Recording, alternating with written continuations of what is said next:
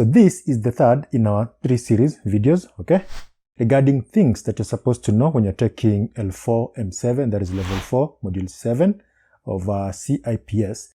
And in this case, we're talking about being able to understand the concept of through life cost.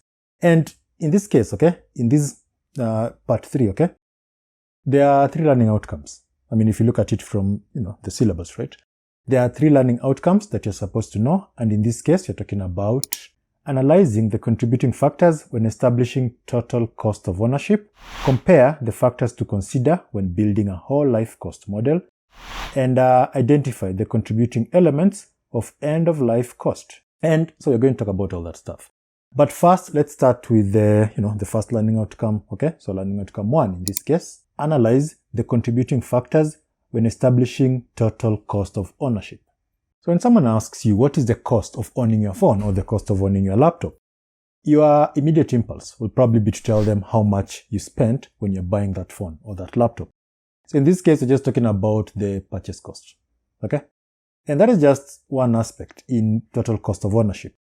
And some of the things that you need to understand when you're talking about the total cost of ownership of pretty much anything will include things like purchase price, hire or lease, acquisition cost, usage cost, maintenance cost, operation, utilities, training, as well as disposal and end of life. And yeah, so those are some of the things that you're supposed to understand as you're going through the first learning outcome. So you need to know that stuff, not just the list, okay? What exactly is involved in any of those things, and how do they contribute to the TCO, basically the total cost of ownership. And so let's start with the first one. In this case, purchase price. Now, purchase price can be seen like a simple thing. You see nice shoes, you like them, you ask how much do they cost, you buy them, right? But specific products or services may have different characteristics, specification, and performance. How long will it take before it breaks down? How often will it break down? Remember, while dealing with business to customer, basically B2C, okay? So B2C retail space, at times the price is posted on the product or on a website. So you can just compare the competitor's price. But when dealing with business to business, that is B2B, it may not be this easy. There are a number of things that you need to know about the purchase price. And some of those things will include, number 1, fixed price. It is always important to find out if you're dealing with a fixed price or not. Because most people just assume that a request for quotation was sent and the supplier's response is a fixed price. Or a response to a tender is a fixed price. And the truth is, things do change, okay? And if you're talking about a price, there are a number of things that can affect that price that you thought was fixed. In this case, we're talking about things like demand, supply, competition, government regulations, which is why fixed price agreements, okay, for a given period tend to be important when you are contracting, okay? In this case, the supplier needs to know how many do you want and for over what timescale. So here's a question for you. What do you understand by the term market price? It's learning by doing, okay? So there's going to be a lot of those questions that you're supposed to, think about. Also, remember, if you look at the video description, okay, there's a link to practice exercises with downloads that you can access, okay? So if you really want to study more about this stuff, if you're serious about this stuff, other than just watching the video and then saying, yeah, I'm good. So you can always access that. You can go to that link, check out a lot of practice exercises with suggested answers regarding all this stuff. Now, the other thing that you need to worry about is adjustable prices. So there are moments, okay? There are moments when purchase contracts are likely to go for a longer time than the period you had expected. Both the buyer and the supplier may wish to limit or avoid a risk of overpricing and underpricing. Now, the issue then becomes, how do you do that? Okay, so how do you do this? And adjustable price, okay, that is how you do it. But then again, you have to know how such terms are drafted. Because just knowing that, yes, there is something called adjustable price, that's just the beginning.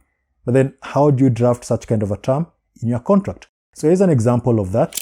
The quoted price may be increased by up to 2% to reflect increased cost, subject to a 30-day notice period, or by mutual agreement. And if you're doing project, okay, so if it's a project you're working with, so in the case of project, you can have something like the quoted material price for stage 4 and 5 of the project will be reviewed on the year 3 and adjustments agreed between the buyer and the seller to reflect market price at that time. Now, other things that are going to affect your purchase price, okay, other than just the fixed price and the adjustable price, will include things like discounted prices, promotional price, volume-based price, okay, delivery costs, and all that stuff. So don't just be like, yeah, I know that, I know that list. No, you should be in a position to explain all that stuff, okay? So that is something that you need to be good at. Again, remember, as I said earlier, okay, I've added a link in the video description that can take you to a bunch of practice exercises regarding all this stuff, okay? So if you are interested, you can check them out, try the exercises, look at the answer, basically test yourself. Okay, so they are there. Now let's move on. So at some point in your procurement profession, you're going to be faced with a choice as to whether you should purchase something or explore alternatives. And that choice, okay, will usually depend on things like availability of finances, how long will you use the thing you want to buy, and even the cost of storing such thing. And this is where hire and lease, okay, comes in, because those are some of the alternatives that you'll have to explore at that point. Speaking of hire, there are a lot of things that can be hired, okay? For instance, we're talking about office building, construction equipment, shipping containers. But then again, there are a number of things that you need to know, okay, when you are making a decision to hire. So what do you think? What do you think are some of the things that you have to factor in when you're making that decision regarding whether you should be hiring something? Let me know that. But in this case, we're talking about things like you don't own the asset, and that gives you limited control. You have to agree to the terms and conditions of the hire. And so what are the others? Then again, you also have to remember, as you are studying for all this, that there are advantages. So what are the advantages of hiring? And in this case, the advantages could be things like reduces the need to borrow money for the purchase, helps avoid buying an equipment only for it to end up unused. Also, most maintenance of the item is done by the owner. So go ahead, okay? So go ahead and make a list of other advantages. And let's continue. Let's talk about leasing. Remember, it was hiring and leasing as an alternative to purchasing. So speaking of leasing, okay, or leases, this is a contract to take possession but not ownership of an asset for an agreed period with payment on regular basis. And advantages of leasing contracts will include things like the initial purchase cost of an asset is avoided, the cost of the lease period is known, okay, the comparative interest charge included in the rental is often at a better interest rate than an equivalent loan. Again, what do you think? What do you think are the other advantages? Now, while you're thinking about that, let's talk about disadvantages. So the disadvantages of these will include things like the contract is expected to last the duration indicated, and breaking it is considered a breach. Of course, you also miss out on newer and better technology since you are locked in the contract. So that's just the thing, okay? You leased a car. Let's take a car, for instance. And so you're with that model for an entire year. Now, a new model comes out, you're not going to enjoy that. You're locked in this contract. So whatever it is that you've leased, remember there's always that. Right. So again, as you're continuing, remember, if you have a question, you ask your question. If there is anything you'd like to, just leave it there, and then, we'll talk about it probably in the next video or through some other way. Now, moving on. Acquisition costs. So here's a quick one. Think of the last time you made a complex purchase. And of course, I do understand that complex purchases will vary from one person to the other.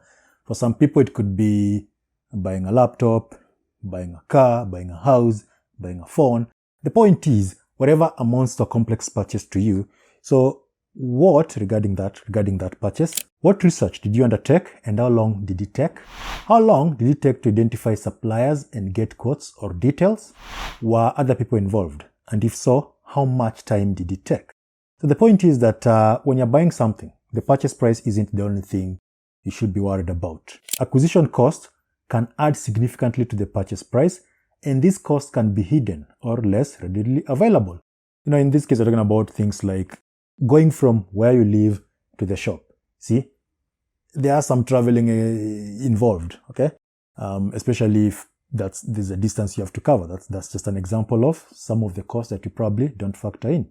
And if you're thinking, I can shop online, but then you still have to deal with time, okay? Time taken to do research, choose, and place an order. So here's a question.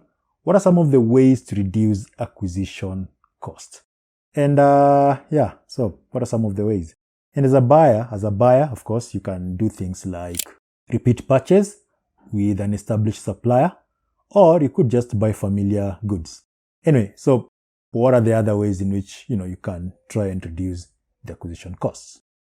Think about that. The cost of using an item, maintaining it, operating it, okay? Utility cost associated with using that item, as well as the cost of training people to use that item, are all costs that you're supposed to be aware of, because they all add up to the total cost of acquisition. And we also have disposal and end-of-life cost. And of course, the way you go about dealing with the disposal of an asset, as well as the end of life of that asset, will vary depending on a bunch of things, like the asset itself, okay? The circumstances surrounding it. In fact, you're going to have a whole thing about that as we continue. There are going to be accounting implications in some cases. There are also going to be legal implications. Anyway, speaking of legal implications, a purchase contract may contain a clause preventing resale of items without express permission of the supplier or intellectual property owner.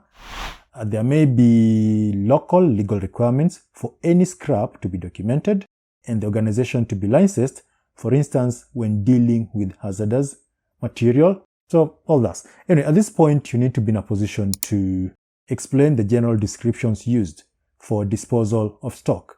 And in this case, I'm simply saying that you should be in a position, regarding this, you should be in a position to be able to explain things like obsolete stock, redundant stock, surplus stock, scrap stock, all that stuff. So that is learning outcome 1, okay? So in learning outcome 1, what exactly was the whole point here? The whole point here is that you're supposed to be in a position to analyze the contributing factors when establishing the total cost of ownership. And that means being in a position to understand all those things that related to the total cost of ownership. What are they? What are the advantages? What are the disadvantages in case of all that stuff? So let's move on. Comparing the factors to consider when building a whole life cost model is our second learning outcome. And in this case, let's start by assuming the following. So let's assume you own a construction company and decided to buy a lorry or a truck, depending on which country you are from, basically how you call it in your country. If the decision to do that, okay, to own that truck or that lorry, is simply based on how much money you have in your bank account and whatever the salesperson told you, then you're going to land in trouble at some point. In this case, assuming the choice of owning the lorry was informed by things like purchase price, fuel efficiency, what else have you missed out on? Well, how about things like maintenance, insurance, registration fees, depreciation? Because think about it, something like fuel efficiency doesn't really mean much if the fuel price isn't stable. Because if the fuel price is just going to go up, even if the car is efficient, you're still going to pay more than what you had anticipated. What is the point of all these? Well, building a total cost of ownership model, that is the point. Total cost of ownership, okay, is often associated with fixed assets. That's pretty much what comes to mind when you're talking about the total cost of ownership. Things like equipment, machineries, and vehicle. But just because we use the word ownership, okay, just because you're saying ownership, doesn't mean that when it comes to things like leasing and hiring, then you have to forget about the total cost of ownership model. You still have to factor it in, okay? I mean, it's something that you have, it's something that you're spending money on, okay? So you have to think about that. When developing the total cost of ownership model, you will need to include all costs, use best estimates of value. Also, don't forget the hidden costs. Those are important. I mean, as long as you can pinpoint them, because there's always a hidden cost. Only develop these for large purchases, because again, it doesn't make sense if every time you want to buy something, you're like, what is the total cost of ownership? Really? Not really. I mean, sometimes you're just going to be wasting time doing that. So only think about large purchases, okay? Rather work out the total cost of ownership model that you're going to be using when you're doing large purchases. Of course, the question of what is a large purchase, well, we look at that in a few minutes. Again, ensure you have senior management support, have the data needed, and don't ignore teamwork. And again, something else that you need to understand is that the usage of that asset will also increase or decrease the total cost of ownership. I mean, for example, think of something like a forklift truck, okay?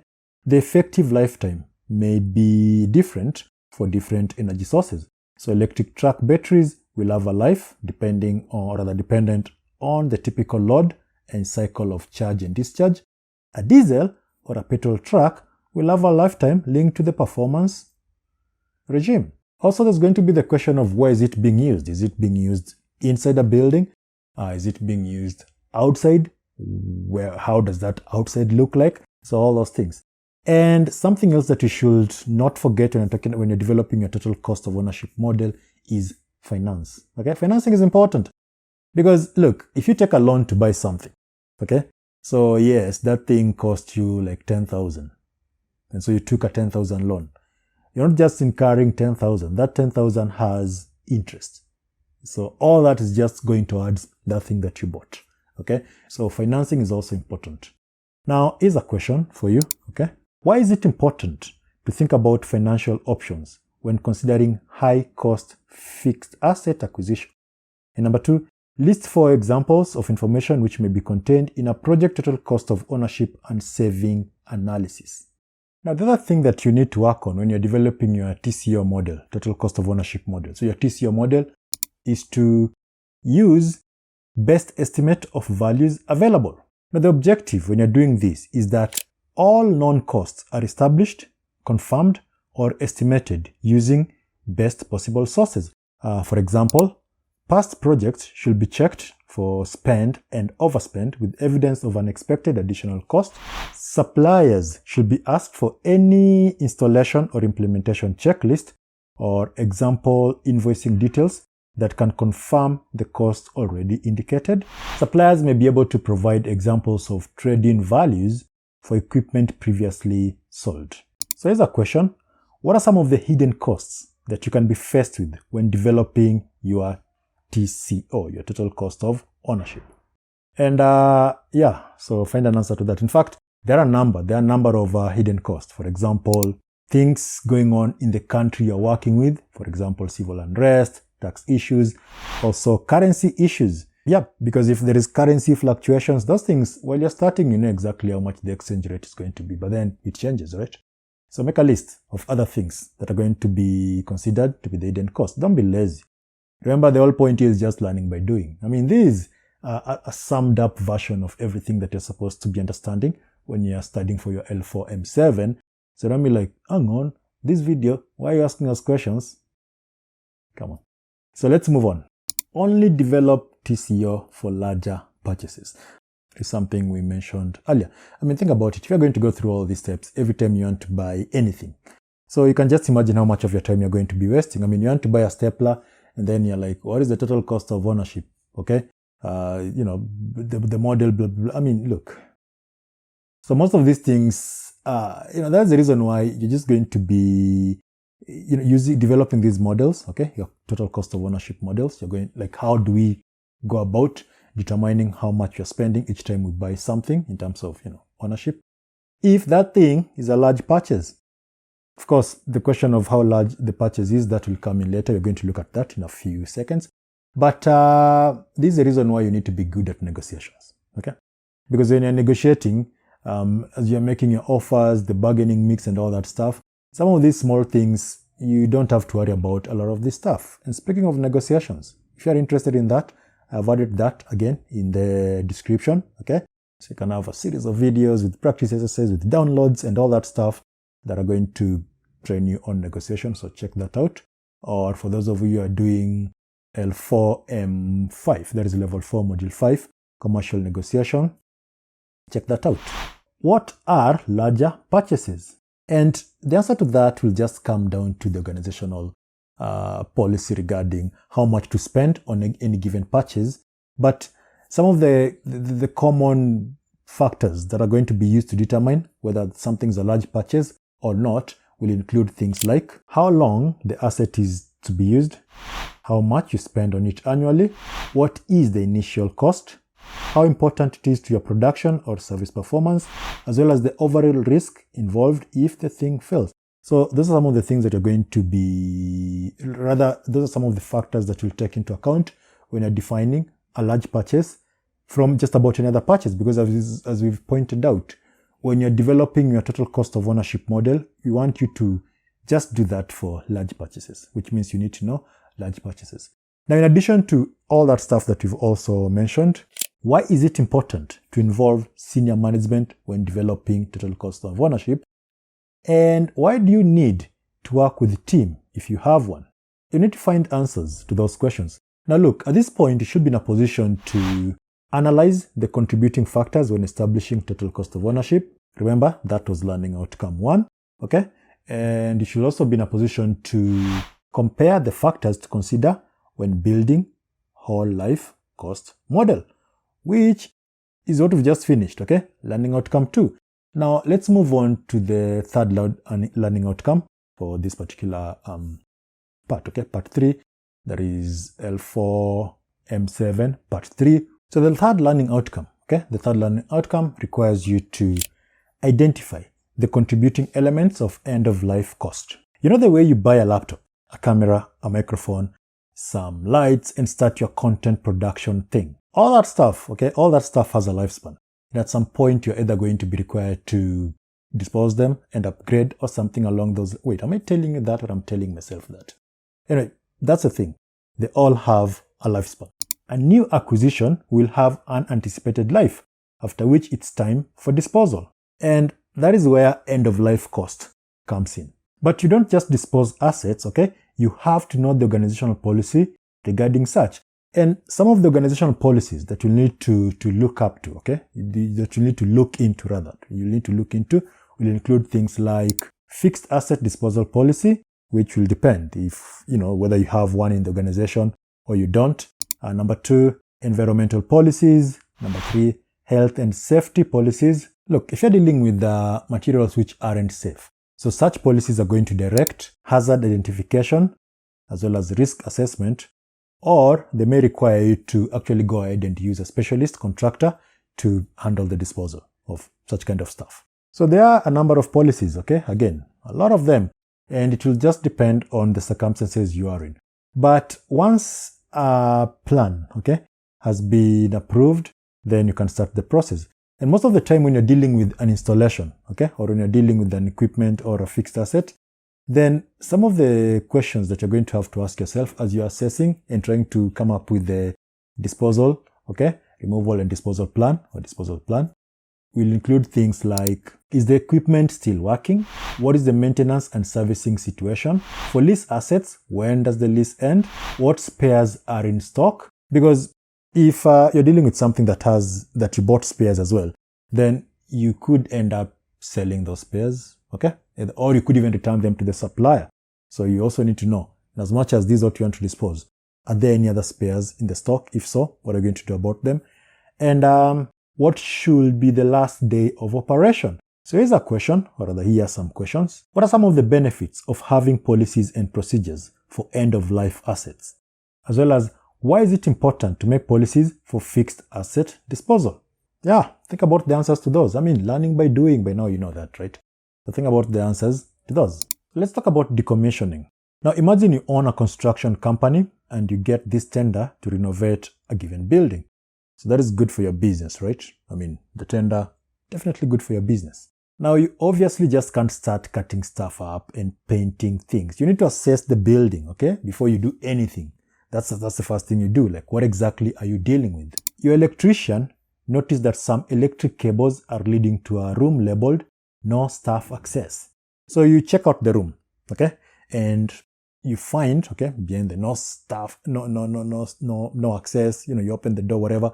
And behind that, you find that it contains a redundant oil tank for a boiler installation that had been removed long ago. So obviously someone failed to decommission the tank, or while they were removing the boiler, the job wasn't properly done. Also, your electrician notifies you that there are some oil leakages from that particular oil tank, okay? That could be dangerous. What will this lead to? Well, it will lead to proper decommissioning. There will be a need for a specialist to remove the oil tank, clear the pipes, etc. And that will mean suspending operation until that entire thing is done. Which just points, just tells us that it is always important to do proper decommissioning when you are supposed to be doing it. Decommissioning will typically be required for machinery where a commissioning process was followed during installation.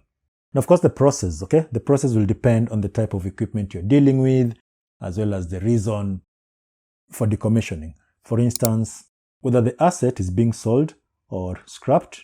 In that case, you're going to obviously have to follow the manufacturer's procedure. You may have to seal the location for health and safety reasons. Some items may require specialist removal, for instance, hazardous material. Items to be sold in parts will need to be packaged and documented. And with that, let's move on to removal or disposal process. When talking about removal or disposal process, okay, that will also depend on a number of factors. And in this case, we're talking about factors like type of equipment and the incorporated components and materials, type of installation, location of the equipment and accessibility, handling, and the process requirements for the disposal method. All of that just comes down to how simple or complex whatever you're dealing with is. So generally speaking, some of the steps that are going to be involved in removal and disposal, okay, if you're looking at the entire process, the process will generally look something like this. Number one, identification of removal or disposal requirements, investigation and planning approved, okay, so that is the next thing. We identified, now in create, the plan, okay, is it approved? Yes, it's approved. Then we move on to the third step, which is options generated with outline costs and risk assessment completed, decision made, budget approved, timescales are set, okay, and then contract is agreed and detailed schedule produced, work is undertaken and monitored, then work documentations completed, accounting entries are made, and the project is closed. Then again, remember, not everything will call for all those steps. As I keep on saying, complex stuff will require complex actions, simple things require simple, actions. So you always have to ask yourself, are we making these things more complicated than we have to? Otherwise, you just end up incurring more costs in disposal, and that kind of defeats the whole process, the whole logic behind removal and disposal, okay? Again, question, okay, pop quiz, here's a question for you. Imagine that you're about to remove or dispose computer servers from your organization. What are some of the risks involved in the process? Something else that you should not forget about when you're talking about removal and disposal is conducting environmental risk assessment, okay? Remember, some things are just going to be, some things you're dealing with are just good for you while they're in your factory. But the moment they're exposed to the environment, they create a whole other set of problems. And so in this case, okay, when you're talking about conducting environmental risk assessment process, the following steps are going to be involved. Number one, removal or disposal requirements identified for each option, environmental risk identified for each stage of each option. Because again, look, this is what you want to do. Now that thing that you want to do, what are the environmental risks associated with that thing? That one has to be identified. Number three, risk assessment completed and high risk situation documented. Then we have detailed mitigation research on high risk situation, because yes, you've identified them, but what does that mean? I mean, if you're dealing with something like paint, okay, and then what if it spills on the ground? That is not the same as if you're dealing with something that contains, say, lithium or one of those mercury or something. The effect isn't the same, so one is more risky than the other. Next, completed risk profile compared and rated. Selected options are approved. Work is undertaken and risk monitored. Okay. Intervention documentation completed. And then risk assessment is reviewed and project is closed. Again, remember, this is just a general way of looking at it. Okay. Those steps, general. Most of these will depend on the project. Again, they'll also depend on the organizational policy, okay? Whatever organization you're working with, you'll have its own policy regarding how to do that. Some disposals, for instance, contaminated waste, product containing radioactive agents and asbestos, as well as any process involving non-higher environmental risk, may already have prescribed routines and procedures for risk assessment and management. So here's a question. What are some of the factors to consider when selecting specialists to help with removal and disposal of assets? I mean, if you want to hire those guys to come and help you, okay? What are some of the factors that you're going to consider? So have an answer to that. Again, remember, it's not just about going through the video and saying, yes, I checked it. I've gone through part 1, I've gone through part 2. But I'm linking all those ones below, part 1 and part 2. And now I'm doing part 3 and I'm good. Nope. You should be in a position to answer those things. Okay, it's learning by doing. Don't just be, especially some of these things which you can just Google and find an answer to. So, okay, answer the questions. And now let's talk about legal aspects in waste management. Now, the legal aspects relating to waste management will, in fact, any legal aspect relating to anything, okay, will always vary from one country to another. So that's the first thing you need to know. So it's not like if these are the rules. No, the rules will vary depending on which country you are in and depending on the policies that you're using. Those ones will also matter. Let's take toxic chemicals and gases as an example. So in this case, we're talking about things like residue, tanks, liquid reservoir, or even pipe supplying or draining the equipment. So when you're dealing with that, okay, when you're dealing with those, you're obviously going to be required to pay specific attention to health and safety, as well as rules regarding handling such stuff. So in this case, we're talking about things like planning the activity, the use of personal protective equipment, the use of specialist contractor, okay, where required, the documentation of the type and volume of chemical and how these must be packaged, labeled, and transported. Also, the disposal method may be prescribed by the regulation of terms of license. This is just a summed up version of stuff that you're supposed to know when you're studying for your L4M7. And to finish all these, let's talk about triple bottom line. This is people, plant, and profit. And that is just a nice way of saying when you're doing all this stuff, disposal and all that stuff, you always have to factor in sustainability. Okay? Think about sustainability. So that triple bottom line is just a triangle talking about sustainability. And what is that? Think of it this way. If you do everything you can to gain whatever you want now, okay, and whatever you've just done compromises, okay, your ability to get something that you want in future, and you're still going to be here in future, you see, that doesn't make sense. Now, of course, if you think, well, I'm not going to be there in future, but then you mess up the capability of people like you in future to gain something, then again, you're just being selfish, okay? Whatever you've done isn't sustainable, okay?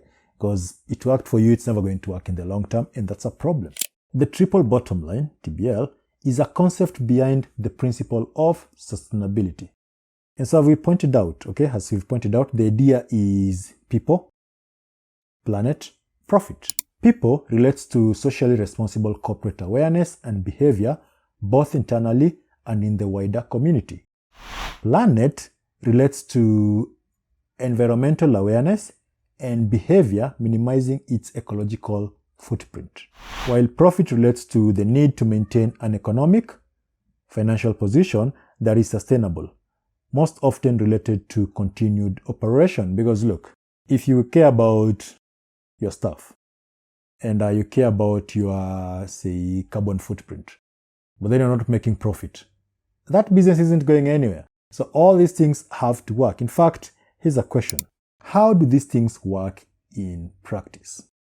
So that is something you need to think about, okay? Like, how does that, the people, planet, profit? Here's an example. Let's say you're manufacturing shoes or whatever it is, okay? And you have regulations in your country, which, like labor regulations. And so to cut around these, you go and, you outsource, okay? So you have these things done in another country where they don't care about labor regulations. In fact, they use child labor. So they make shoes, come back to your country, try selling them.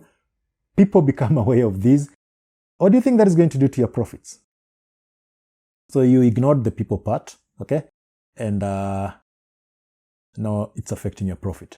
The same thing goes with if you use material that is not eco-friendly. At some point, people will just realize this is not good for environment, and therefore you're not going to buy it. So while you're trying to cut costs to boost your profit, the environment part, okay, you didn't care about the planet, and now that affects you. So all these things have a way of, affecting the other. Okay, so think of more examples about that. Okay, people, planet, profit, sustainability. So in terms of disposal, okay, we still have rules regarding that. Like, you just can't take your whatever it is and go dump it in the ocean and think you're going to get away with it forever. I mean, at some point, there's going to be consequences to that. If it isn't to you, it's to pretty much everybody else who depends on that ocean. So you see, there's always going to be a price. So here's a practice exercise. Now find practical examples to the following. Socially responsible disposal, that's number 1. Number 2, environmentally responsible disposal. In this case, I want you to pay attention to the following. In fact, you should be in a position to define the following. 1, closed loop. 2, open loop. And mixed up loop, okay, in relation to disposal. Right, so that's the last part, okay, that is the end of part 3, which was part of our level 4 module 7, okay. If you haven't watched the other 2, I've linked them, okay, the other 2, part 1 and part 2 video, I've linked them. Now if you have, then, that's it. If there is any question, do let me know. Of course, remember, I've also added a link to a series of practice exercises in the description. So check that out, okay? And, practice and all that. And I'll see you in the next video.